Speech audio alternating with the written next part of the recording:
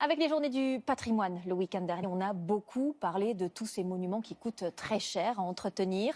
Parfois, des solutions radicales sont prises. En Meurthe-et-Moselle, à Longwy, une église est à vendre. Le diocèse n'a plus les moyens de la conserver. L'annonce la présente comme un loft à aménager. Caroline Arnold et Régis Massini. Offre à saisir. Bien atypique, belle hauteur sous plafond vitraux d'époque, 450 mètres carrés. Prix de vente, 190 000 € pour cette église de Longwy.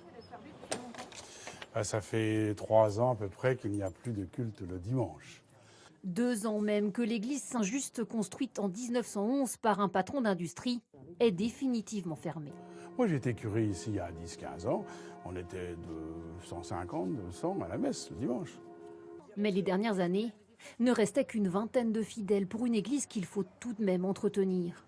100 000 € déjà investis pour la toiture et il reste le chauffage, les fissures. Le diocèse de Nancy a donc décidé de s'en séparer. Reste à trouver un acquéreur. On a des églises qui sont transformées en musées. On a eu le cas récemment d'une petite église qui s'est vendue à une artiste, une chanteuse. Mais à Longwy, le devenir de l'église au mieux attriste, au pire inquiète les habitants. On ferme les églises et c'est un peu triste quand même, quoi. On a déjà abattu celle de Mont-Saint-Martin, l'église de l'Assomption. C'est difficile à mettre, quoi. Il n'y a déjà plus de prêtres, il n'y aura plus d'église. C'est malheureux de parler comme ça. D'autant qu'en seulement quelques années, le diocèse de Nancy a déjà mis en vente 5 autres églises et chapelles.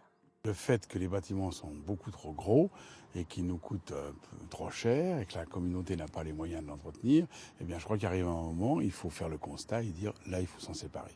Selon l'Observatoire du patrimoine religieux, 10 à 20 églises ou chapelles seraient ainsi mises en vente chaque année en France.